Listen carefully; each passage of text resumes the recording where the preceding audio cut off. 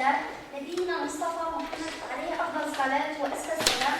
السلام عليكم ورحمة الله تعالى وبركاته.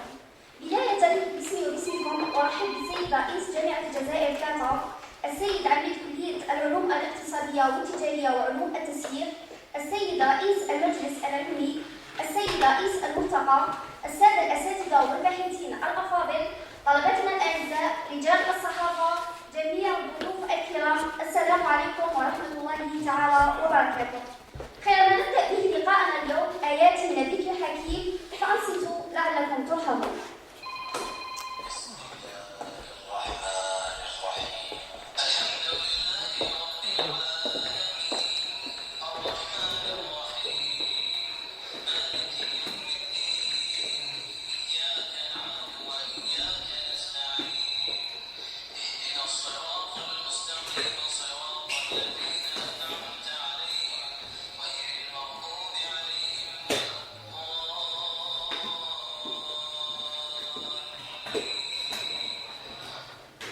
صدق الله العظيم. أدعو الحضور الكريم للوقوف من أجل تحية النشيد الوطني.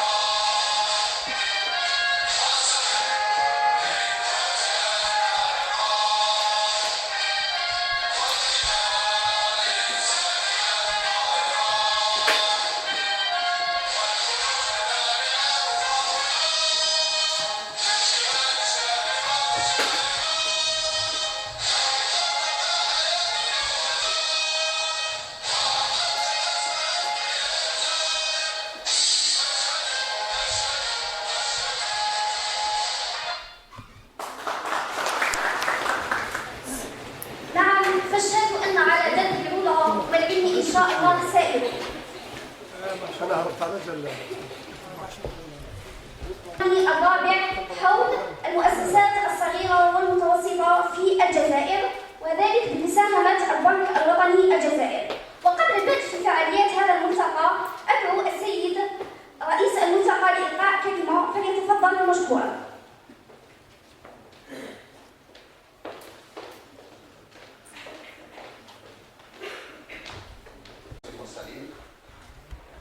الأستاذ الدكتور شريط مدير جامعة الجزائر ثلاثة، السادة السيد عميد كلية العلوم الاقتصادية وعلوم التسيير، رئيس جمعية الاقتصاديين الجزائريين، ضيوفنا الكرام، الأساتذة الذين جاءونا من جامعات مختلفة في الوطن، أساتذة الكلية، طلبتنا الكرام، أستاذين الفاضلين، الأستاذ عمر صفري والأستاذ أحمد حمدوش. السلام عليكم ورحمة الله تعالى وبركاته. طبعا يأتي انعقاد هذا الملتقى تتمة للملتقى الوطني الثاني الذي انعقد السنة الماضية حول المؤسسات الصغيرة والمتوسطة في الجزائر. هناك فقط باختصار هناك بعض الملاحظات.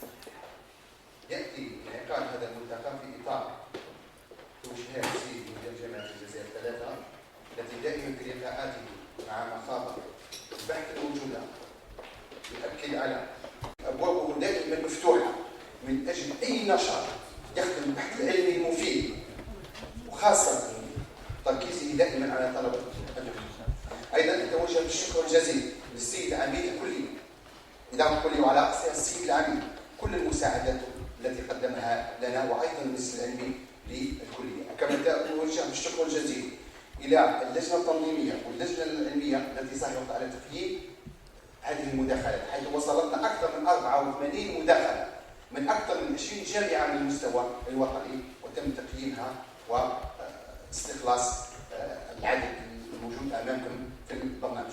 كما أتوجه بالشكر الجزيل إلى البنك الوطني الجزائري الذي قام بالتمويل الكلي لهذه التظاهرة مثل ما فعل معنا في السنة الماضية. أيضا أتوجه بالشكر الجزيل لرجال الإعلام على حضورهم وتغطيتهم لهذه التظاهرة، ولكل المسؤولين والكلية وجامعة الجزائر.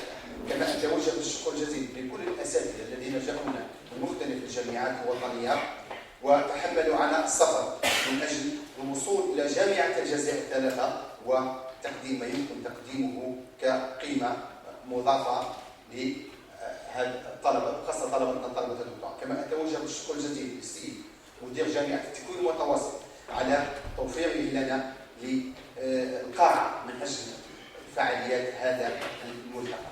كما أتوجه بالشكر الجزيل إلى زملائنا ونظرائنا في مخبر العولمة والسياسات الاقتصادية وعلى رأسهم الأستاذ قدي عبد المجيد على عملية أو ديناميكية الفعل التآزر والتعاون الذي يحدث بيننا وبينهم، وهذا قناعة منهم ومنا ومنكم أيضا أنتم بأن 2 زائد 2 تساوي 5 ولا تساوي 4. والسلام عليكم ورحمة الله تعالى وبركاته.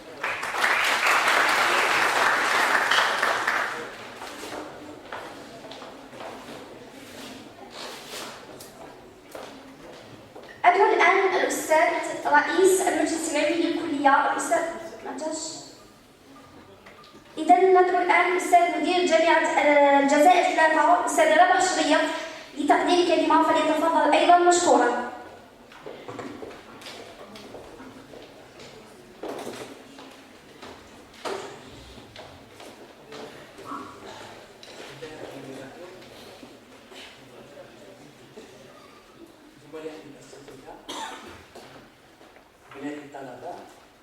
الأخوة الإعلاميين، الحضور الكريم، السلام عليكم ورحمة الله تعالى وبركاته. أرحب بكم باسم الترحيب في الجامعة تاعكم، الكلية تاعكم، المخبر تاعكم. نشكركم على حضوركم وعلى اهتمامكم في هذه المناسبة العلمية الطيبة المنظمة من قبل مخبر إدارة التغيير في المؤسسة الجزائرية. وهذا المخبر هو يعتبر من المخابر الناشطة المهتمة بقضايا المؤسسة، والذي برهن دوما على حضوره العلمي بتكفل بالمشكلات الخاصة بالمؤسسة الصغيرة والمتوسطة على وجه الخصوص. وأغتنم هذه الفرصة لأشكر السيد المدير المخبر على الجهود المبذولة في مرافقته لطلبة الدكتوراه. وأنا أنا شخصيا أحترم كثيرا هذا المخبر، ونأكد له على الدعم والمساعدة اللامحدودة بمثل هذه الأنشطة التي هي تخدم البحث العلمي في جامعتنا. اليوم موضوعنا كما تشوفوا موضوع جد هام، ولعل من بين الرهانات الأساسية المطروحة للاقتصاد الجزائري اليوم هو فك إشكالية التخلي عن النقد. يعني الاقتصاد نتاعنا مازال مرتبط بمداخيل النفط ومازال يعاني، وهذا الموضوع يعتبر يعني هذه الإشكالية أساسية هذه المشكلة. أنا اليوم نشوف من بين الحضور الكريم الأستاذ حمادوش، الأستاذ صخري، الأستاذ سعدي وغيرهم من المختصين في هذا الموضوع، وأنا جد واثق بأنهم سيجدون الحلول لهذا الموضوع.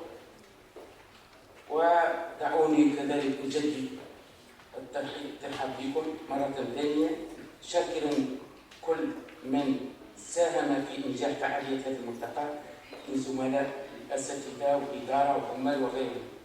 كما أشكر كذلك البنك الوطني الجزائري على دعمه لهذه الملتقى، ونتمنى لكم إن شاء الله النجاح والتوفيق لهذا الملتقى، وأعلن رسميا عن الافتتاح للملتقى.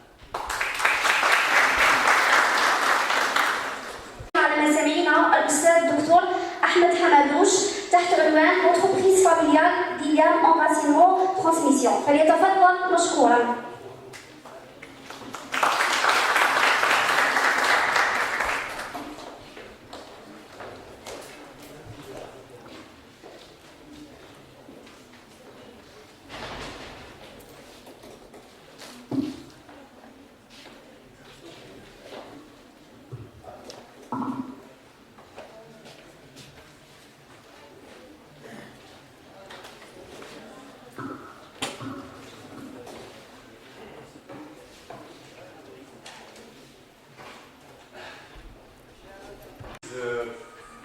De la petite entreprise ni de l'entreprise familiale. Je vais vous dire comment j'ai atterri dans ce champ de recherche. C'est que j'ai une fille qui prépare une thèse en France, donc je me suis mis aussi à travailler sur l'entreprise familiale, sur la PME, et finalement j'ai découvert un champ de recherche extraordinaire. Avant d'entamer ma communication, j'ai envie de vous donner une petite statistique là. La statistique qui est affichée ici, on vous dit entre 50 et 90% de la richesse mondiale est créée par les entreprises familiales. Paradoxalement, j'ai envie de dire, la recherche, ce champ de recherche, est totalement oublié par, j'allais dire, nos collègues chercheurs et enseignants. Voilà globalement pourquoi je me suis intéressé un peu à ce thème aujourd'hui. Alors, autre chose aussi, voilà une autre statistique, c'est intéressant. Paradoxalement aussi, on vous dit il n'y a que 80 à 85% ou 80 à 85% d'entreprises qui disparaissent avant, j'allais dire, la troisième génération. En d'autres termes, il n'y a que 10 à 15% qui traversent la troisième génération. Donc, pourquoi ceci? En d'autres termes, l'étape de la transmission, de la succession est une étape fondamentale pour la survie de l'entreprise. C'est pour ça que je me suis intéressé un peu à ce thème qui s'intitule « Enracinement », dilemme entre l'enracinement et la transmission de l'entreprise. Parce que le moment de la transmission est fondamental. Si ce n'est pas préparé, réfléchi à l'avance, c'est la fin de l'entreprise. Alors, juste avant de continuer, une petite blague, c'est tout. C'est pas une blague, attention. On avait un prof de mathématiques au lycée, c'était un crack. Avant d'entamer son cours, avec n'importe quelle promotion, il nous disait, parce qu'il avait des tics, alors qu'est-ce qu'il nous disait?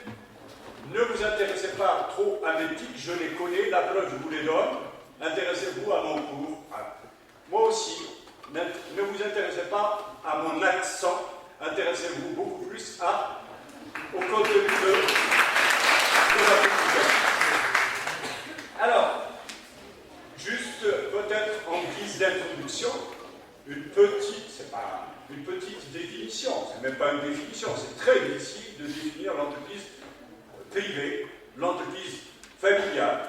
Les deux grands auteurs qui travaillent beaucoup là-dessus, ils sont affichés là, c'est Hamann et José Alouche, l'Algérien. José Alouche, c'est un Constantinois. Alors, plusieurs manières de définir l'entreprise familiale. Généralement, il y a deux grandes manières de définir. Soit on prend un seul critère, soit on s'intéresse, on combine un certain nombre de critères. Moi, je préfère les définitions qui combinent plusieurs critères, comme c'est marqué ici. Le premier critère, c'est le contrôle dominant de la propriété par la famille. Deuxième chose, c'est le contrôle, au moins, l'influence sur le management. C'est la famille qui influence, qui prend les décisions stratégiques. Et enfin, l'intention, la volonté de transmettre l'entreprise aux générations futures. Voilà trois éléments qui caractérisent l'entreprise, qui définissent l'entreprise familiale. Alors, autre chose, toujours en guise d'introduction, on va revenir un peu sur les objectifs principaux. Il n'y a pas que ça. Les objectifs principaux d'une entreprise familiale, contrairement à ce qu'on pense, ce n'est pas la rentabilité. Ce n'est pas du tout ça. C'est beaucoup plus la pérennité dans le temps. C'est ça l'objectif numéro 1. Et vous allez voir que pérennité, survie et contrôle managérial. Et justement, si vous voulez, ces objectifs vont influencer tout le management de l'entreprise. C'est stratégique, tout ça, on verra tout à l'heure. C'est-à-dire que, si c'est le cas, si vous êtes d'accord avec ça, toutes les stratégies, tout le management de l'entreprise va être orienté vers la manière de sauvegarder, la manière de pérenniser cette affaire. Ben, c'est ce qu'on vous dit en bas. Donc, vision lointaine, stratégie de long terme, hein, et pas d'ouverture aux capitaux pour sauvegarder le management et le contrôle financier de l'entreprise. C'est ce que je viens de vous dire. Hein. Donc, globalement, aussi, si vous voulez, les performances, si on peut parler des performances de l'entreprise, s'expliquent globalement par cette vision, par ces stratégies à long terme, par leur aversion à la dette, de faire appel à de l'endettement pour améliorer la sauce, c'est-à-dire la rentabilité. Mais vous voyez bien que l'entreprise familiale, qui est un peu, excusez-moi l'expression, allergique à l'endettement pour toujours contrôler, donc se pénalise aussi un peu. Hein, vous voyez, elle a des ressorts, elle a des avantages, mais c'est un management un peu paradoxal. Hein, vous voyez. Pendant toute ma communication, je ne parlerai que de ce paradoxe-là. Et évidemment, une tendance à réinvestir les dividendes, les résultats d'entreprise. Vous voyez bien, on n'est pas dans dans la jouissance des résultats, etc. On est beaucoup plus dans une dynamique d'investissement, d'agrandissement et de croissance. Globalement, ce qui explique un peu ces performances, parce qu'on considère, beaucoup d'auteurs, beaucoup de recherches considèrent que l'entreprise familiale, d'une manière générale, est plus rentable que ce qu'on appelle l'entreprise managériale, où il y a une séparation entre la propriété et le management. Je reviendrai tout à l'heure là-dessus. Voilà, ce qui explique globalement ça, on vous dit c'est la stabilité du capital. Hein, il y a une stabilité du capital et aussi tout un ensemble de caractéristiques qu'on trouve dans cette entreprise, pas uniquement l'entreprise familiale, mais aussi dans la PME d'une manière générale. Parce que pourquoi, si vous voulez, pour moi, il n'y a pas de différence. Hein. Parce que 90% des PME, c'est des entreprises familiales, hein, donc il n'y a pas beaucoup de différence. Tout ce que je dis au niveau de l'entreprise familiale, globalement, il est valable aussi au niveau de la PME. Voilà. Les grandes caractéristiques, c'est surtout l'agilité. C'est des entreprises agiles qui peuvent s'adapter. Elles s'adaptent facilement au contexte. C'est la caractéristique numéro 1. Et c'est ça qui fait un peu leur force. Bon, à côté de l'agilité, vous voyez, on parle aussi de la flexibilité, de la proximité. C'est une entreprise proche, très proche. Je parle de la PME d'une manière générale et de l'entreprise familiale d'une manière particulière, très proche de l'ensemble des parties prenantes et même de tous les acteurs qui tournent autour de l'entreprise, proche des salariés. Oui, le patron d'une entreprise familiale, d'une PME, il connaît très bien ses salariés, il les connaît un par un, il connaît même leur famille, leurs enfants, il sait ce qu'ils font, etc. Parce que c'est une petite entreprise. Hein? Proche, j'allais dire, des bailleurs de fonds. Souvent, il y a eu le déjeuner, hein, de dîner avec le banquier, chose que ne peut pas faire la grande entreprise. Hein. Non? Oui, c'est important tout ça. Proche de ses clients, il connaît ses clients un à un, il connaît leurs contraintes, leurs exigences. Vous voyez, c'est tout ça qui caractérise un peu le management de la PME et aussi de l'entreprise familiale. Alors, mais si vous voulez, le paradoxe aussi, vous allez voir que, c'est-à-dire, surtout, je reviens à l'entreprise familiale maintenant, c'est très difficile de comprendre l'entreprise familiale avec des arguments un peu trop rationnels, économiques, rationnels. C'est compliqué. Pourquoi? On va voir tout à l'heure. Et les facteurs émotionnels, hein, j'allais dire, s'interpénètrent avec tous les facteurs économiques pour donner une sorte de management un peu spécifique. En d'autres termes, il y a une combinaison de tout ce qui est rationalité économique, on verra, et aussi la dimension émotionnelle. C'est la famille, le dirigeant, c'est un membre de la famille, les actionnaires, c'est de la famille, et on verra, et même parfois les cadres de l'entreprise, c'est aussi des membres de la famille. Donc vous voyez bien que la dimension émotionnelle est fondamentale pour comprendre un peu le fonctionnement et les stratégies de l'entreprise familiale. Et en lui, cette entreprise, elle peut être une source de créativité, de croissance, de développement, de pérennité, hein, lorsqu'un certain nombre de conditions, je vais revenir là-dessus tout à l'heure avec la notion de, de gouvernance cognitive dans le cadre de l'entreprise familiale. Et ce qu'il faut ajouter ici, il y a une dimension de confiance. Je m'explique ici. Vous allez voir, dans le cadre de l'entreprise non familiale, de l'entreprise managériale, on verra tout à l'heure, elle est encadrée par une grande théorie que vous connaissez tous, c'est la théorie de l'agence. Hein. Je vous renvoie un peu à des auteurs comme McLean, comme au cours de transactions avec Coase, avec Williamson, etc., qui définissent globalement une entreprise comme, j'allais dire, un nœud, un ensemble de contrats. Alors que vous allez voir que cette définition ne s'applique pas beaucoup dans l'entreprise familiale. Dans l'entreprise familiale, je reviens à ce que vous disiez tout à l'heure, excusez-moi. Oh là. La dimension confiance est fondamentale dans cette entreprise familiale. Donc, je répète, il y a cette histoire de confiance. Qu'est-ce qui se passe? Excusez-moi, j'ai le micro.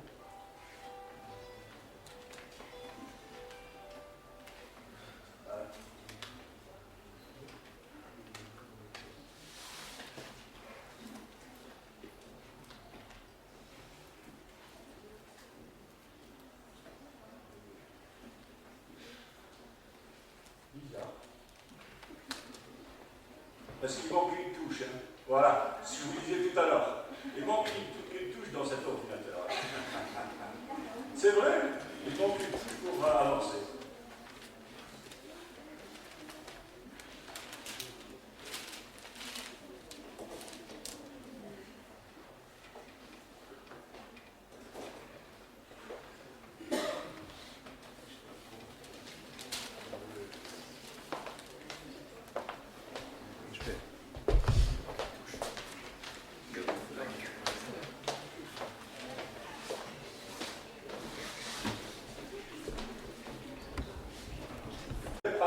La théorie de l'agence, pour ceux qui ne la connaissent pas très bien, donc elle est résumée ici, c'est en quoi elle consiste brièvement, c'est le principal, hein, si vous voulez, c'est le propriétaire qui délègue la décision, l'action à ce qu'on appelle un agent, c'est-à-dire un dirigeant, d'où la théorie de l'agence.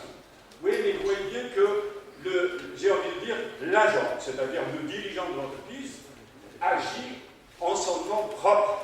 Donc, oui, on va arriver à une sorte de divergence d'objectifs et aussi de ce qu'on appelle l'asymétrie de l'information. Il ne partagent pas la même information. D'où, vous voyez, c'est pour ça que j'ai envie de dire que tout ce champ de recherche autour de la gouvernance est né. Ouais, c'est pour ça que dans ce cas, on dit qu'il existe un certain nombre de mécanismes pour contrôler cet agent. C'est beaucoup plus, vous connaissez, c'est le conseil d'administration, c'est le commissaire aux comptes, c'est un système de rémunération des dirigeants, etc., pour justement encadrer ces dirigeants qui ont des objectifs souvent contraires, souvent divergents avec ceux des actionnaires. Chose qui n'est pas, c'est pas la même chose dans les entreprises familiales, parce que dans les entreprises familiales, c'est clair, vous voulez, il n'y a pas de séparation entre les, j'allais dire, la propriété du capital et le management. Souvent, c'est, j'allais dire, c'est le propriétaire qui sont en même temps dirigeant de l'entreprise. Donc, vous voyez bien qu'ici, dans cette entreprise, cette dimension sentimentale, émotionnelle, qui naît des rapports familiaux, on est dans la famille. Les conseils d'administration se font autour du dîner. C'est entre le père, le fils, la fille, la mère, le cousin. C'est, j'allais dire, le conseil d'administration lui-même se fait au sein de la famille. J'ai, pour ceux qui sont, c'est-à-dire qui cherchent un peu, qui ont des thèmes de recherche autour de la gouvernance, il y a deux concepts, deux approches qui sont récentes. Tout à l'heure, quand je vous parlais d'entreprise managériale, on parle beaucoup plus de l'approche disciplinaire. C'est-à-dire, on essaie de gouverner, le conseil d'administration, tous ces organes de surveillance, on essaie de discipliner le manager pour l'orienter vers les objectifs aussi des actionnaires. Alors que dans le cadre des entreprises familiales, on parle beaucoup plus de la gouvernance cognitive. C'est-à-dire où on partage autour d'un repas, tous les jours, il y a un partage de connaissances, d'informations, de compétences entre les membres de la famille. Ça devient une affaire de la famille. C'est plus l'affaire d'un manager, mais c'est l'affaire d'une famille. D'où vous allez voir après, donc à l'idée de recherche de la pérennité de l'entreprise, on va voir après, s'ajoute l'histoire de la pérennité de la famille. Parce qu'il y a, j'allais dire, il n'y a pas de séparation entre la famille et l'entreprise. C'est pour ça que ça devient un peu difficile. Hein. Donc, oui, vous voyez que la gouvernance de l'entreprise familiale est très complexe. Très complexe parce que toute la famille, les salariés, les dirigeants, les actionnaires, vous voyez bien, tout ça intervient dans, j'allais dire, la gouvernance, la surveillance de cette entreprise. C'est pour ça que la gouvernance de l'entreprise familiale devient plus difficile. C'est ce que je vous disais tout à l'heure. Pourquoi elle est difficile? Parce que, à côté donc, de la dimension rationnelle, s'ajoute toute cette dimension émotionnelle, sentimentale, qui naît des relations dans la famille. Je vais aller faire vite alors, parce que j'ai perdu du temps avec la technologie tout à l'heure. Hein?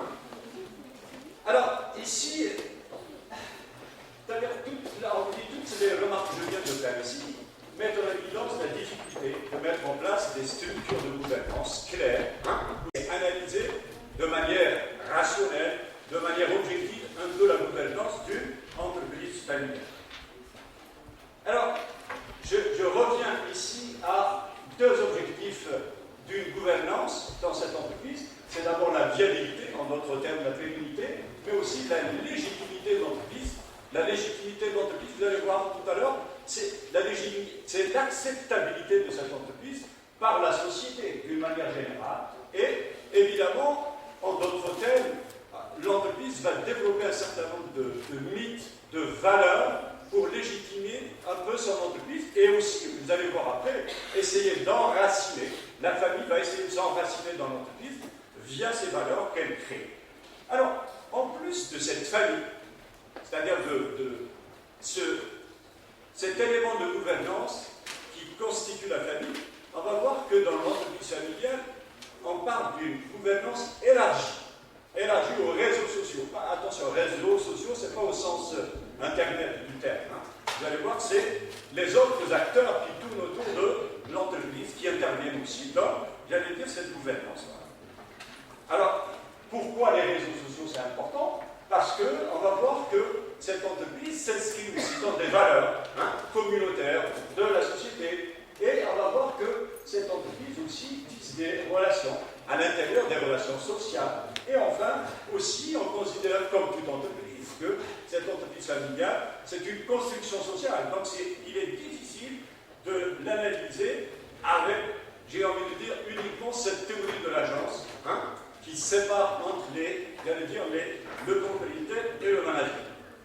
Alors, vous voyez, c'est ce que je voulais dire tout à l'heure, la variable confiance qui règne au sein de la famille, parce que c'est difficile de dire à son père que vous gérez mal, vous trichez, vous prenez de mauvaises décisions, c'est un peu compliqué.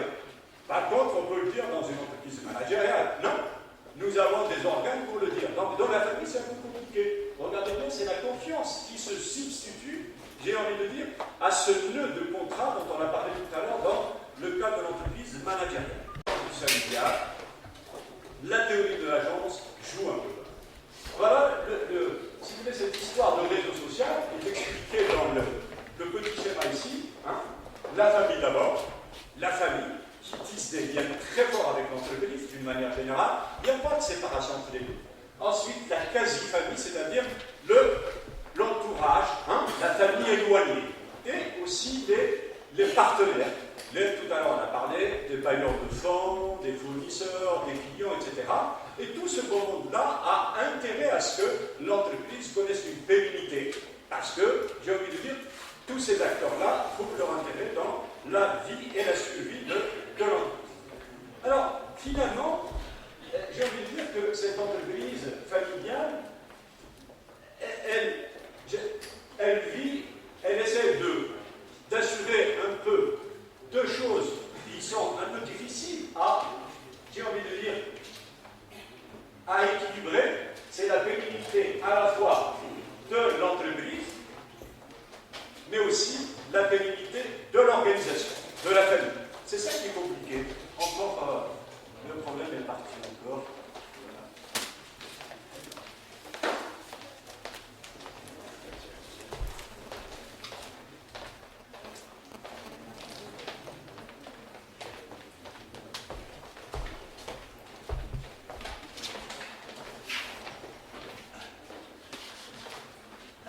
Donc, comme le dit ce titre-là, donc le dirigeant, l'actionnaire dirigeant de l'entreprise familiale, j'ai envie de dire, il est coincé un peu entre cet objectif de pérennité personnelle, lui qui veut être pérenne dans l'entreprise, parce que c'est ça, parce que comment il considère l'entreprise, c'est qu'après lui, c'est élu. Si je disparais, si je quitte l'entreprise, c'est la fin de l'entreprise. Et si c'est la fin de l'entreprise, c'est aussi la fin de la famille. Voilà les choses qu'il faut très bien comprendre ici, c'est que la famille et l'entreprise, c'est la même chose. C'est pour ça qu'il faut toujours assurer, dans ce cas-là, assurer la pérennité de l'entreprise, mais aussi la pérennité de la famille. Alors, je vais aller tout de suite, si vous voulez, à un schéma qui explique un peu tout ça, pour faire un peu vite, parce que je vois que vous commencez à me regarder un peu de travers. Non, je vais résumer tout ça sur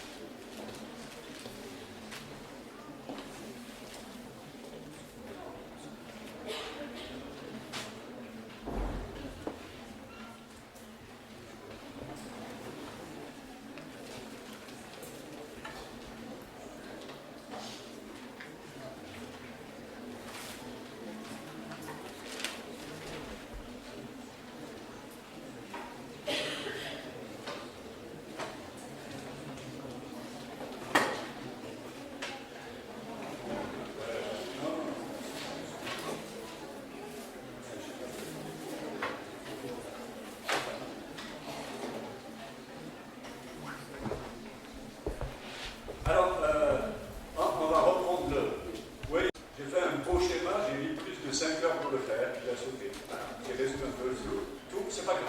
C'est, globalement, le schéma, qu'est-ce qu'il nous dit? C'est le patron d'une entreprise familiale, il est coincé entre les systèmes de valeurs de l'entreprise, qui, j'allais dire, guide comme fixe comme objectif l'objectif de pérennité de l'organisation, c'est-à-dire de l'entreprise, mais aussi le système de valeurs de la famille. De la famille qui nécessite donc, qui poursuit un objectif de pérennité j'allais dire, du dirigeant pour sauvegarder aussi bien la famille que l'entreprise. C'est un équilibre un peu très difficile à trouver entre, j'allais dire, essayer de pérenniser l'organisation de l'entreprise et aussi pérenniser la famille. Vous voyez bien que le patron d'une entreprise familiale est coincé entre ces deux grands objectifs difficiles à équilibrer, à arbitrer. Voilà. Oui, donc on revient ici, c'est pour ça qu'on vous dit, voilà la statistique que je vous ai donnée tout à l'heure. Hein. À peine 30% des entreprises familiales passent la deuxième génération et à peine 15% passent la troisième génération. Elles disparaissent en cours de route parce que cette étape de transmission est compliquée. Parce que ça se travaille aussi, hein, ça s'étudie. Il faut réfléchir à quel moment il faut réfléchir à la transmission. La semaine dernière, j'étais dans l'entreprise Cévital. Avec les cadres de l'entreprise, je commençais à leur dire est-ce que votre patron a planifié son retrait, sa transmission. Vous voyez, c'est l'âge idéal. Quand on a 70 ans, c'est l'âge idéal pour essayer de réfléchir à la transmission. Pourquoi l'âge idéal? Parce qu'aujourd'hui, 70 ans, c'est encore jeune. Hein? Si, par exemple, ça ne marche pas, il peut toujours revenir dans l'entreprise. Par contre, quand vous avez 80, 85, c'est difficile. Hein? Si vous essayez de transmettre l'entreprise à cet âge-là, c'est un peu trop tard. Parce que si j'allais dire, ça ne marche pas très bien avec son enfant ou avec le repreneur, c'est difficile de reprendre le relais. Donc c'est pour ça qu'on vous dit l'âge idéal, c'est entre à 60, 70, 75 ans, c'est encore, parce que l'espérance de vie aujourd'hui augmente, on peut aller jusqu'à 75 ans.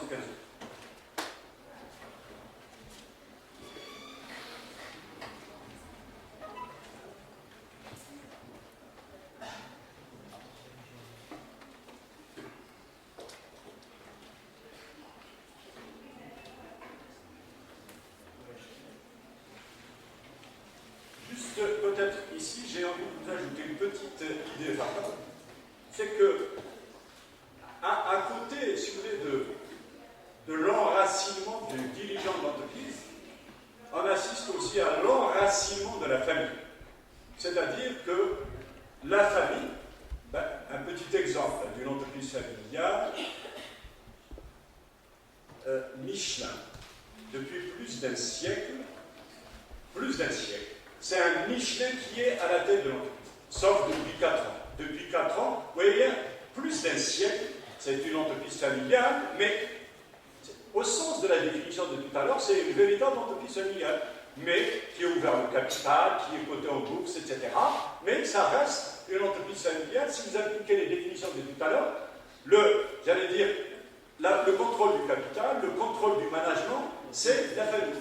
C'est juste pour vous dire que à côté de l'enracinement du patron, du dirigeant, il y a aussi l'enracinement de la famille. C'est-à-dire la famille veut s'enraciner aussi dans l'entreprise. Comment la famille s'enracine dans l'entreprise? En créant un certain nombre de mythes autour de l'entreprise pour dire que, si vous voulez, ces histoires de dire que la famille, la transmission, les valeurs, des compétences, on crée un mythe autour de tout ça pour dire que finalement, l'entreprise doit être transmise à un membre de la famille. Vous voyez bien que ce n'est pas uniquement le dirigeant qui s'enracine, mais aussi la famille. Et parfois, vous voyez bien que ça pose problème. Et s'il n'y a pas de compétences dans la famille, vous voyez bien que le problème est là.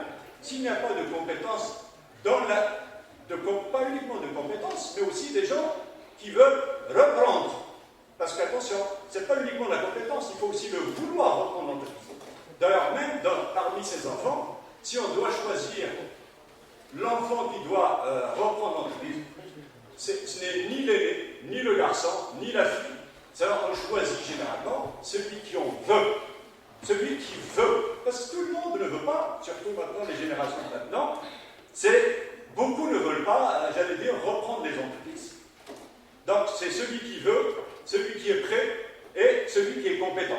Ah donc, c'est ça, j'allais dire, les véritables critères à, j'allais dire, observer pour transmettre son entreprise. Ça peut être la fille, attention, c'est pas toujours le garçon, non, c'est pas toujours l'aîné, c'est pas comme ça qu'il faut raisonner là. Hein.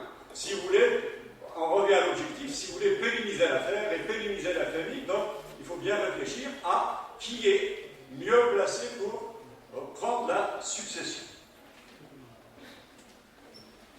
Alors, c'est quoi cette histoire d'enracinement? Vous voyez, on dit l'enracinement, c'est un moyen pour le dirigeant d'augmenter son espace discrétionnaire. Hein, il accroît ainsi son pouvoir de négociation.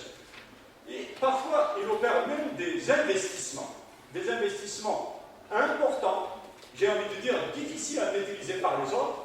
En d'autres termes, il devient indispensable. Continuer l'investissement, donc lui-même, il crée des investissements, il prend des décisions. J'allais dire que lui seul détient l'information, détient la compétence pour mener à terme ces projets. C'est aussi une manière de s'enraciner, attention, vous voyez bien, donc rationnel dans le management de ces entreprises. Changer d'ordinateur pour tout à l'heure, c'est pour les autres, s'il vous plaît.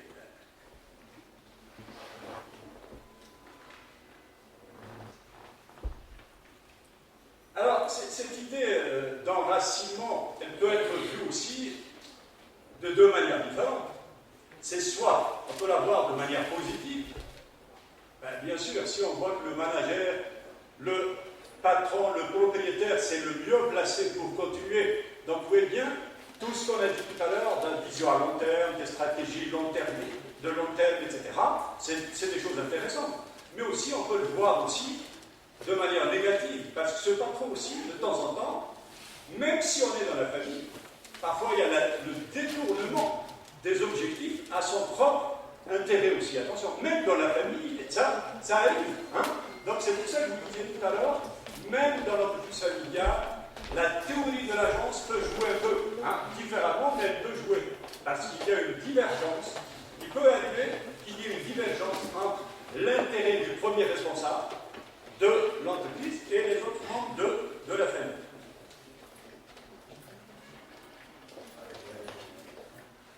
Oui, là j'en ai parlé, c'est la famille qui crée des mythes sur le rôle de la famille dans la pérennité d'organisation qui est vécue en vie par différentes parties prenantes, etc., pour légitimer un peu le nom de la famille, toujours à la tête de l'entreprise. C'est vrai que c'est difficile de nommer quelqu'un d'autre qui porte un autre nom à la tête de l'entreprise. Voilà, c'est ce qu'on dit aussi. Pour gagner cette légitimité, synonyme du maintien du contrôle de la famille, les entreprises vont façonner un certain nombre de mythes, de valeurs autour de l'entreprise qui fondent un peu leur histoire. Elles mettent en valeur leur histoire de valeurs entrepreneuriales, de créativité, d'innovation autour de la famille pour dire que la famille, c'est la mieux placée pour continuer à diriger cette entreprise.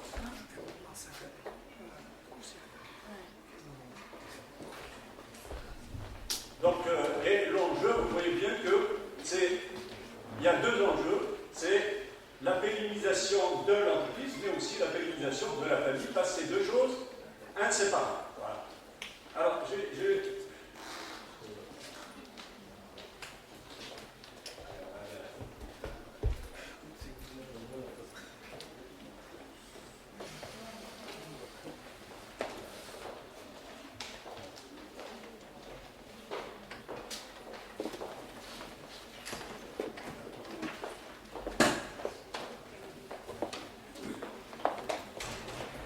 voilà, puisque la technique ne veut pas, je vais juste finir avec ces quelques éléments. Si vous voulez, s'il y a du débat après, je peux revenir dans le débat. En guise de conclusion, on dit la situation de l'actionnaire dirigeant de l'entreprise familiale est singulière. Pourquoi singulière? Parce qu'il est au centre d'un équilibre très fragile à respecter. C'est un équilibre entre les deux systèmes dont je parlais tout à l'heure, énorme, celui généré par le fonctionnement de la famille, mais aussi celui généré par le fonctionnement de l'entreprise. Ouais, le manager, il est coincé, il arbitre toujours entre ces deux systèmes qui sont difficiles à équilibrer. Ces deux systèmes sont parfois complémentaires, mais ils peuvent aussi générer des antagonismes, des contradictions. Vous voyez bien que tout n'est pas harmonie dans l'entreprise familiale. Et quand l'entreprise familiale éclate, c'est aussi l'éclatement de la famille, et inversement. Si on assiste à l'éclatement de la famille, c'est aussi la fin de l'entreprise. Il y a également, on dit, la clé de voûte du passage de témoin, de la transmission entre les générations. Les enjeux ici sont tant ceux de la pérennité de l'entreprise que ceux de la découverte. Pourquoi ils sont racines Ils sont racines dans l'entreprise parce qu'ils se disent Après moi, c'est le début. Après moi, c'est la fin de l'entreprise. Et si c'est la fin de l'entreprise, c'est aussi la fin de la famille. Et aussi, on dit la situation de l'entreprise familiale est aussi singulière par son importance dans les économies mondiales. Hein? Son agilité, on en a parlé dans l'introduction, cette information, mais également, bizarre, son indépendance à un individu. Hein? Ça aussi, j'ai envie de dire, c'est un peu paradoxal. C'est une entreprise avec beaucoup de caractéristiques, mais tout ça dépend de l'individu. Donc vous voyez bien, si c'est à la fin de l'individu, ça va être difficile. Voilà. C'est pour ça que, et au réseau qu'il a pu constituer tout au long de sa vie. Le réseau social dont on parlait tout à l'heure, le réseau familial, mais aussi la famille élargie. Voilà. Dès lors, on dit l'analyse d'entreprise familiale ne peut s'écarter des seuls schémas de rationalité économique au sens strict, hein, et des seuls objectifs de création de valeur. En d'autres termes, si vous voulez bien comprendre le fonctionnement de l'entreprise familiale, ajouter toutes ces dimensions émotionnelles, ces dimensions humaines, j'ai envie de dire, dans l'entreprise, cette confiance, etc., pour bien comprendre le management, le fonctionnement et les stratégies de l'entreprise familiale. Excusez encore une fois, vous voyez, j'ai commencé par blaguer, finalement c'est tombé sur moi, donc vous voyez, la technologie n'a pas été au rendez-vous. Et merci de m'avoir écouté. Et tout à l'heure, s'il y a débat. C'est intéressant. En économie en général et en entreprise familiale en particulier. Si vous permettez, moi je voudrais réagir sur deux plans. Le premier, nous avons vu que 80-85% de nos entreprises en Algérie sont familiales. Ma question, pourquoi? Pourquoi? Est-ce que c'est pour des raisons stratégiques? Est-ce que c'est pour une peur? Et peur de quoi?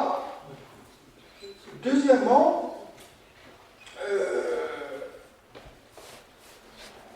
je m'interroge aussi sur la place de l'entreprise familiale dans l'économie en général. Est-ce que c'est un facteur qui booste, qui aide à développer l'économie, ou c'est le contraire? السؤال الأول كان يتعلق بلماذا هذا العدد الكبير من مؤسساتنا هي مؤسسات عائلية. السؤال الثاني تساءلت عن دور المؤسسة العائلية في الاقتصاد، هل هو عامل يدفع الاقتصاد نحو التقدم والنمو أم العكس؟ شكرا. صح بارك الله فيك pour ces deux questions. Cette statistique de 80-85%, j'allais dire, d'entreprises sont des entreprises familiales, j'ai envie de vous dire, c'est le cas presque dans toutes les économies du monde, y compris l'économie américaine. Partout dans le monde, je sais pas, c'est pas 85%, mais généralement dans toutes les économies, ça dépasse 60%. Ça dépasse 60% des... Donc vous voyez bien que j'ai envie de dire, c'est pas spécifique à notre économie. Hein? Et si on revient à notre économie, j'ai envie de dire, ben c'est tant mieux. C'est tant mieux. Parce que si vous voulez, la création, la créativité, l'esprit entrepreneurial, je ne sais pas si ça peut venir, j'allais dire, de l'État. Non, c'est beaucoup plus j'ai envie de dire, de nous tous, des familles, non? Des entrepreneurs. Et on commence, généralement, on commence toujours comme ça.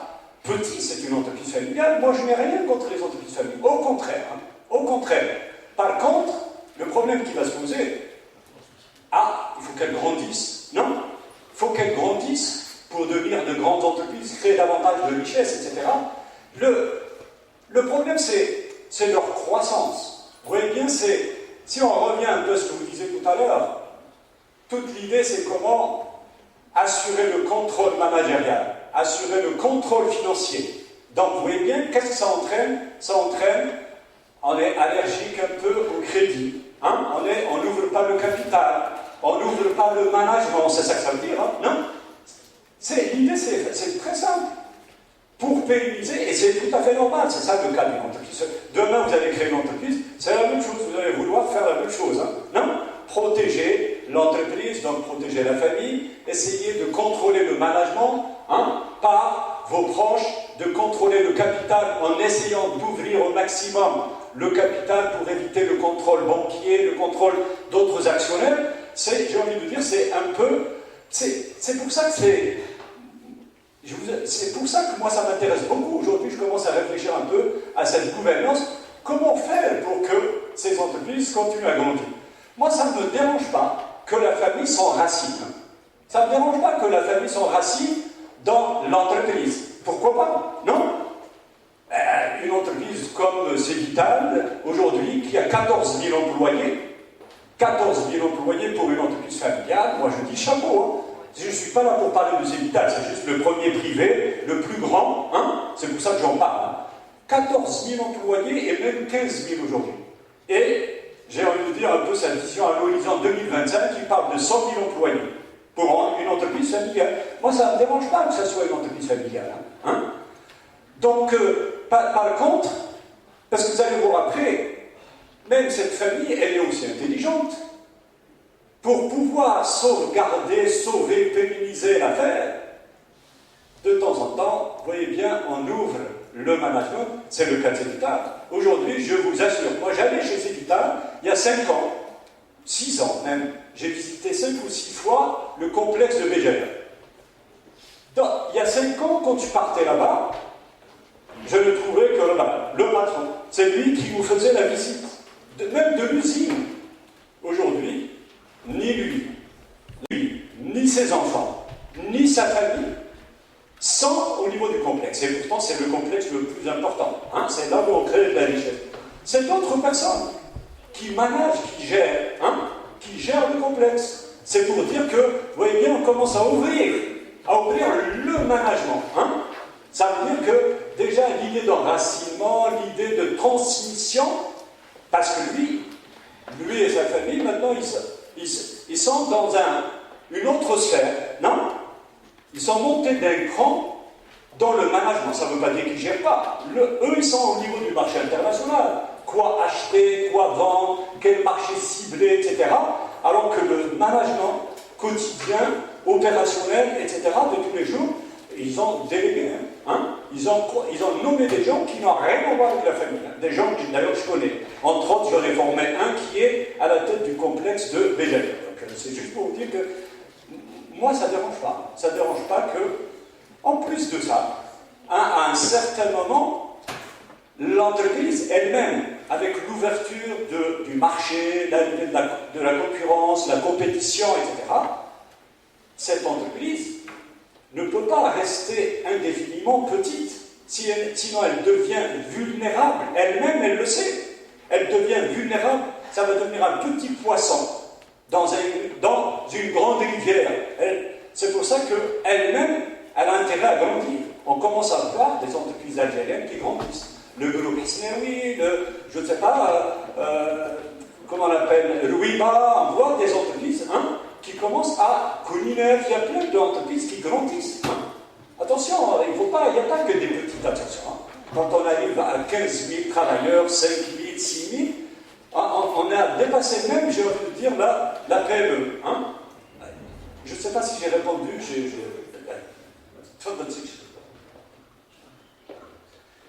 شكرا أستاذي. أنا كنت طالب عند هذا الأستاذ وتعلمت عنده كثير. أنت مشكور، جد مشكور على هذه المداخلة القيمة والدقيقة جدا في مجال التسيير، le management. Je vais démarrer à partir de la dernière conclusion. Une entreprise est faite pour qu'elle crée de la richesse. الأستاذ تاعنا يقول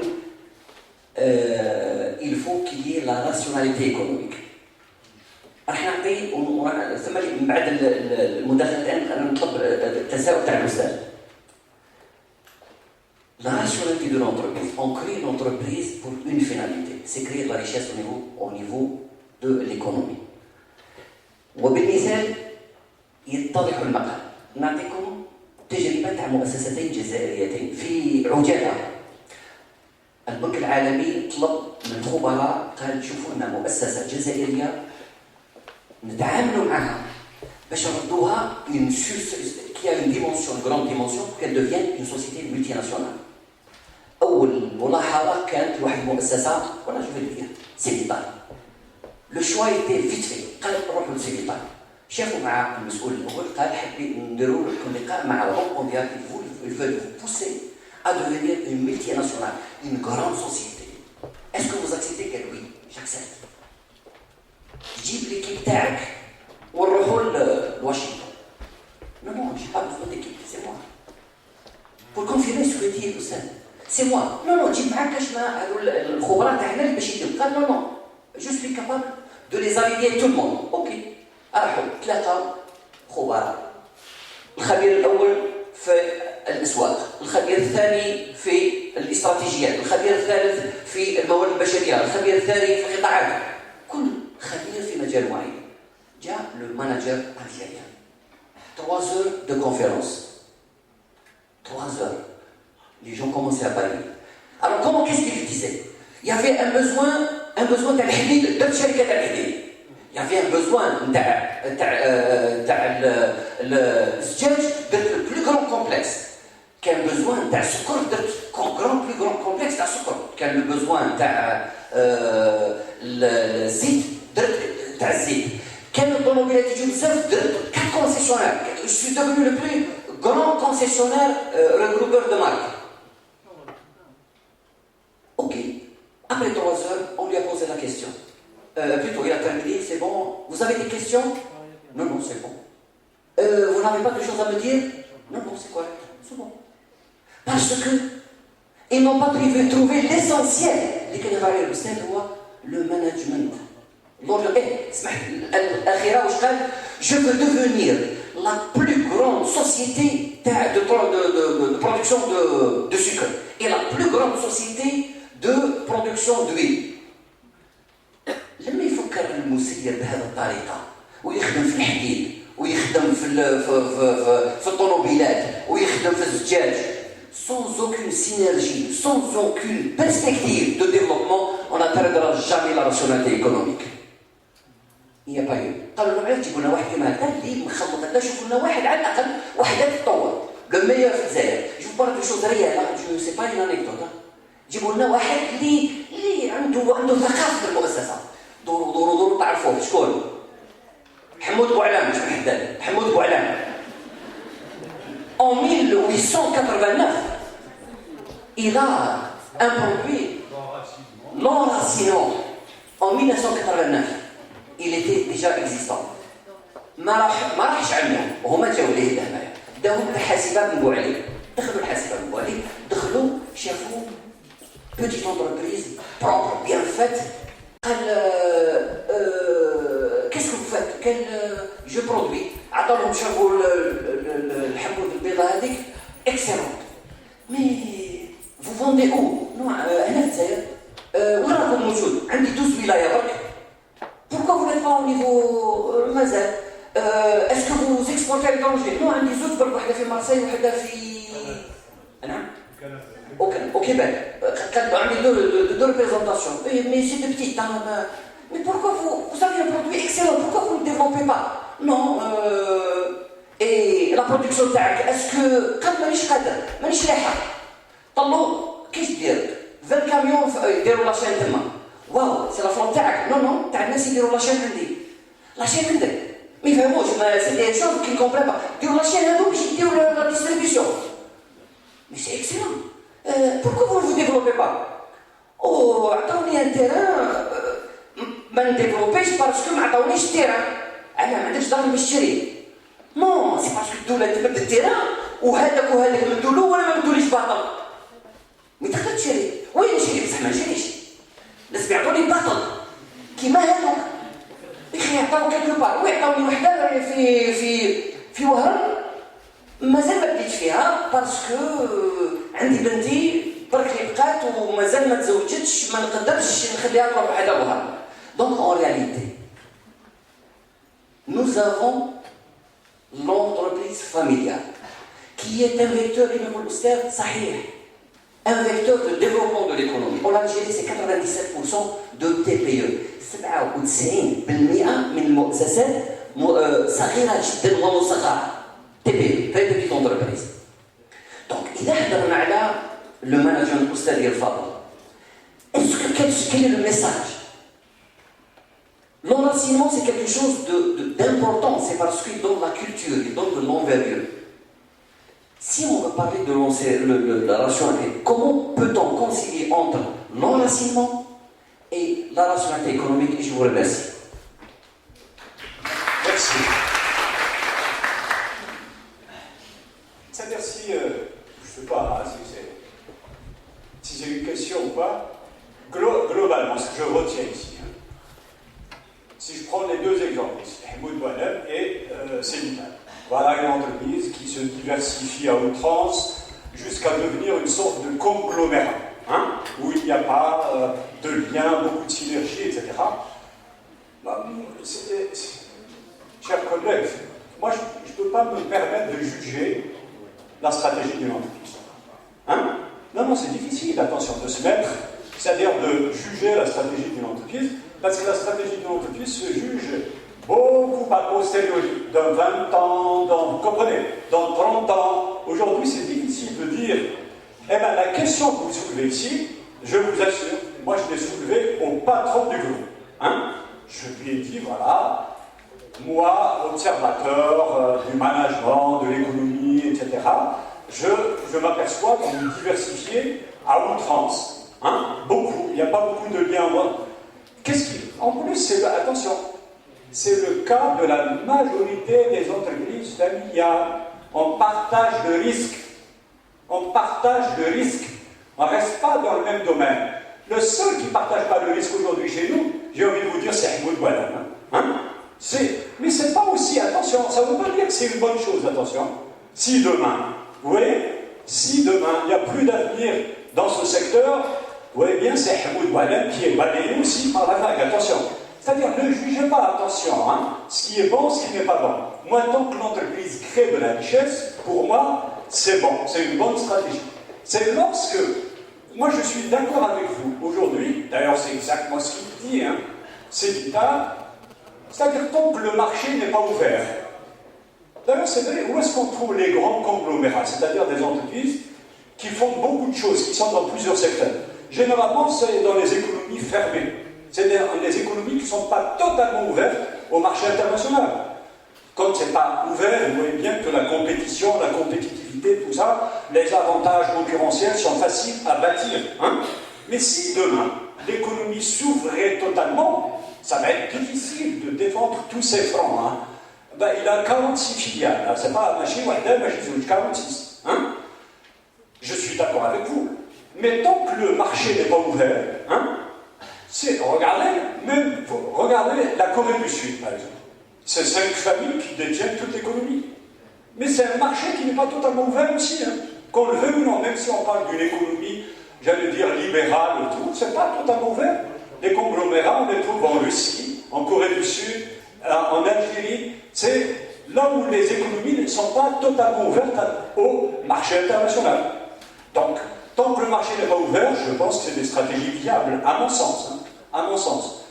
Mais si demain, il y a ouverture, parce qu'on peut aussi vendre ces business, attention, ne regardez pas aussi vendre le business à quelqu'un d'autre, j'ai envie de dire, c'est aussi une stratégie. Hein. Non, pouvoir vendre, c'est aussi une stratégie. Non, si je peux vendre un business à d'autres qui peuvent le pérenniser, le sauvegarder, créer de la richesse, le défendre, pourquoi pas? Écoutez, juste une petite statistique, regardez ce qui se passe. Moi, dans l'économie allemande et italienne, la plupart des entreprises, c'est des petites entreprises qui ne dépassent pas 200 personnes. La plupart des entreprises dans ces économies-là, c'est des PME. Et vous voyez la solidité de l'économie allemande. Je suis d'accord avec vous en disant parce que c'est vrai, c'est des entreprises qui ont un savoir-faire dans un métier bien précis, qu'ils développent, qu'ils transmettent aux générations futures. Hein? On retrouve cette histoire d'enracinement, des compétences, hein? De la gouvernance cognitive, hein? D'une génération à une autre, on transmet le savoir-faire, le métier, etc. Ça ne veut pas dire que c'est mauvais, attention. Hein. Je ne sais pas, je n'ai pas répondu, mais c'est pas grave. Une question est... Allez-y, vas-y, j'entends. Ah, ben voilà ça. Vous ne voyez pas que la réussite de ce type d'entreprise est constatée beaucoup plus dans des sociétés qui ont une certaine homogénéité dans ces valeurs socioculturelles. On prend à titre d'exemple Tizi-Ouzou, Bijaya, Bradaya et Otsu.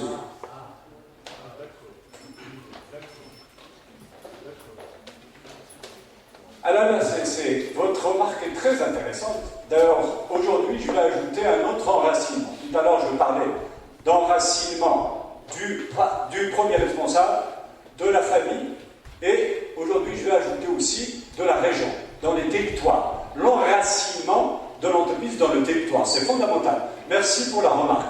C'est vrai, on revient, on va trouver les idées que je n'ai pas développées à fond. Parce que, si vous voulez, même ces valeurs entrepreneuriales, de créativité, d'innovation, etc., c'est vrai que, j'ai envie de dire, il y a des climats favorables à ceci. Il y a des climats qui sont favorables. Vous venez de citer quelques régions, je ne vais pas toutes les citer. Tizi-Ouzou, je pense pas. C'est beaucoup plus la vallée de la Soumam, hein? C'est beaucoup plus de la vallée. La vallée de la Soumam, aujourd'hui, c'est vrai, ça devient une région très créative, hein? Très très créative. Et aussi la vallée du Mzab, vous avez tout à fait raison. C'est vrai qu'il y a des territoires qui s'y prêtent, parce que, vous savez qu'il y a, généralement, il y a ce qu'on appelle un effet d'entraînement dans ce cas. Il suffit que quelqu'un commence, vous voyez, après, ah oui, ça a réussi, hein, ça dure depuis 50 ans, c'est le voisin, le cousin, et généralement, c'est comme ça que ça commence, hein. C'est le voisin, c'est le frère, c'est le cousin qui crée un autre business, vous comprenez? Et petit à petit, on voit que la région elle-même commence à se développer, à avoir cette... Je ne sais pas si c'est de ça que vous voulez parler ou pas, mais attention, ça aussi, j'ai envie de dire, il y a des effets d'entraînement. Hein. Il suffit qu'une grande entreprise s'installe dans une région, hein, développe le business, elle a besoin de sous-traitants, le réseau dont on a parlé tout à l'heure, etc. Elle joue un effet d'entraînement, elle crée une sorte de réseau autour d'elle. Elle joue le noyau et elle crée des satellites autour, et petit à petit, au bout de 30 ans, 40 ans, on voit que c'est tout un tissu industriel qui se développe dans cette région-là. Et parfois aussi, attention, parfois, c'est les conditions aussi géographiques, les conditions, j'allais dire, climatiques, géographiques qui favorisent ce type aussi de, j'allais dire, de valeur. Hein. Quand vous n'avez pas de terre agricole, vous êtes obligé de vous débrouiller pour survivre, non? Soit dans le commerce, le business, dans des régions du sud, je ne sais pas, El Oued, Ravdaya, etc. Soit un peu de, j'allais dire,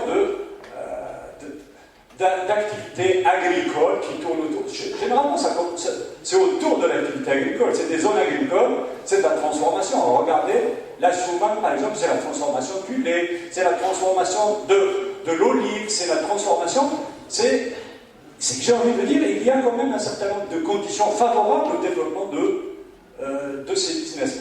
On commence à parler de l'ISCA aussi, hein, de la date, la transformation de la date, l'huile de date, etc.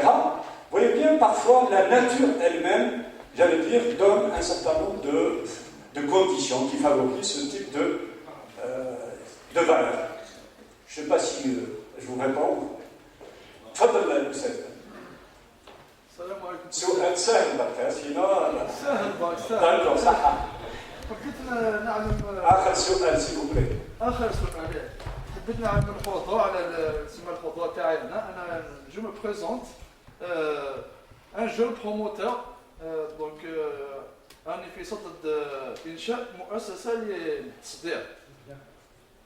تصدير على كما نقولوا مواد كما نقولوا اوثنتيك تاع عندي في موضوع يعني الجون هذا اللي تقدم السؤال يعني لا ريجون دو كابيلي ثم نصدر مواد خاصه بالمنطقه هذه ولكن السؤال تاعي ماهوش في هذه الجهه، واما في يكون في جهه يعني ليدرشيب. حضرت محاضره تاع مسيو عمر باكيلي في الجيكس. دونك il nous a donné هكذا دي ستاتيستيك على لي زونتربريز اون جينيرال، وقال لنا كان في العالم كاع كاين 3 بي اللي عندهم يعني des entreprises qui ont atteint la maturité. Il y a le Canada, il y a les États-Unis d'Amérique et le Japon. Donc d'après son constat, c'est un expert pour le management, qui ont atteint la 5e génération. La 3e génération. Familial, c'est ça que vous voulez dire? Là, toute entreprise. Toute entreprise, cher ami, il y a des entreprises qui ont des millénaires derrière elles. معليش بصح هو il parle que de 3 pays. Ma question est la suivante. Donc, d'après votre vision, monsieur, en tant que vous avez fait beaucoup de recherches dans le domaine, est-ce que les entreprises algériennes peuvent atteindre cette maturité? Si je pouvais répondre à cette question, Oui. je serais un Rassoul ou un Nabi. Vous comprenez ce que je veux dire? Non, je ne peux pas répondre à cette question, cher ami. Je ne peux pas vous dire si l'Algérie va avoir des entreprises qui vont durer des siècles, des décennies, je ne sais pas quoi. Je ne peux pas vous répondre à cette question, c'est compliqué. Pas durer, mais atteindre la maturité, je parle. C'est quoi la maturité d'esprit? C'est une vue d'esprit, cher ami. C'est un état d'esprit. C'est comme la vieillesse. Suis-je vieux ou suis-je jeune? Non? Attendez, vous voyez bien que c'est la maturité pour une entreprise, je ne sais pas ce que ça veut dire. Vous comprenez? Au bout d'un siècle, l'entreprise peut reprendre. Vous comprenez? Moi, si vous voulez lire, je vous invite à lire Koenig sur cette notion de maturité. Vous allez voir que c'est un concept qui est galvaudé un peu. Parce que si vous voulez, quand on parle de maturité d'un secteur, d'une entreprise, d'un produit, c'est quelqu'un qui considère que le secteur est en maturité. Regardez bien, par exemple, après je vais revenir à l'entreprise. Aujourd'hui, vous lisez partout, dans tous les ouvrages, dans tous les articles, on vous dit que l'électroménager, le secteur électroménager est un secteur en maturité. Ouais, mais vous voyez bien. Et alors, revenons à l'exemple de Rebra. Je ne pense pas qu'il soit faux de racheter Brandt pour développer tout ce business-là. Il suffit de regarder avec les nouvelles technologies aujourd'hui, l'Internet, vous comprenez ce que je veux dire tout ça? Est-ce qu'on ne peut pas redémarrer le secteur aujourd'hui avec les objets connectés? Le frigidaire connecté, le téléviseur connecté, le chauffage connecté, etc. Est-ce que, je ne sais pas, encore une fois, moi je me pose une question, est-ce que ce secteur ne connaîtra pas une deuxième jeunesse par le biais de ces nouvelles technologies de l'information, de la communication, de l'Internet? Vous voyez bien, cette histoire de maturité, c'est une vue d'esprit. Parce que quand on considère, une entreprise considère que le secteur est saturé, donc elle arrête d'investir, le voisin fait la même chose, le voisin d'un côté fait la même chose, et il y a une sorte de consensus. Le secteur est en maturité. Trac, mais vous voyez bien, une nouvelle technologie, une nouvelle manière de faire, une innovation révolutionnaire, une stratégie de rupture peut redémarrer un secteur. Donc c'est la même chose pour les entreprises, attention. Moi je ne connais pas exactement ce qu'on appelle la maturité. La maturité, ça ne veut pas dire que c'est la fin. Quelqu'un d'autre peut venir avec une idée, redémarrer l'affaire. Il suffit d'avoir une bonne idée, une idée meilleure que celle de son père, meilleure que celle de son frère, pour redémarrer l'entreprise. Pourquoi pas? Pourquoi c'est interdit? Il ne faut rien s'interdire dans le business, attention. Voilà. Merci, merci de m'avoir supporté.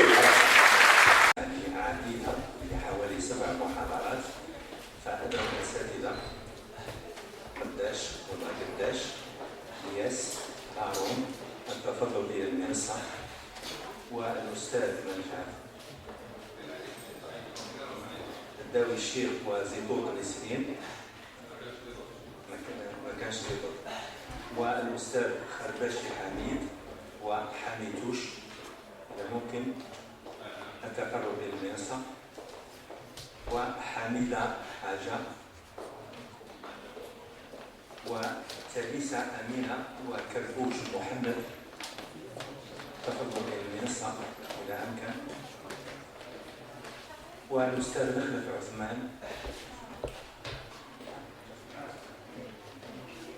والأستاذة شقارة نبيلة، ولبريش سعد. إذا ممكن التفضل إلى المنصة إذا أمكن. إذا حتى ننظم جلسة هذا الصباح كما تفضل الأخ الكريم منذ قليل، الرجاء من المتدخلين احترام وقت المداخلة والمقدر فقط ب7 دقائق. الله أعلم. إذا تقريبا نصف الوقت نحن كان 15 ولا 7. فإذا أعطونا حقيقة يعني الأشياء الملخصة أبسط. إذا نبدأ بالمحاضرة الأولى وهي المالية واستراتيجية ضمن إطار المؤسسة العائلية، حالة SPA وNCA أو غيره. هذه المداخلة ثانية. إذا الأستاذ زيتون نسائي الله يبارك. إذا عنوان المداخلة هو نماذج إدارة المؤسسة العائلية، دراسة حالة مؤسستين جزائريتين. نعم أستاذ.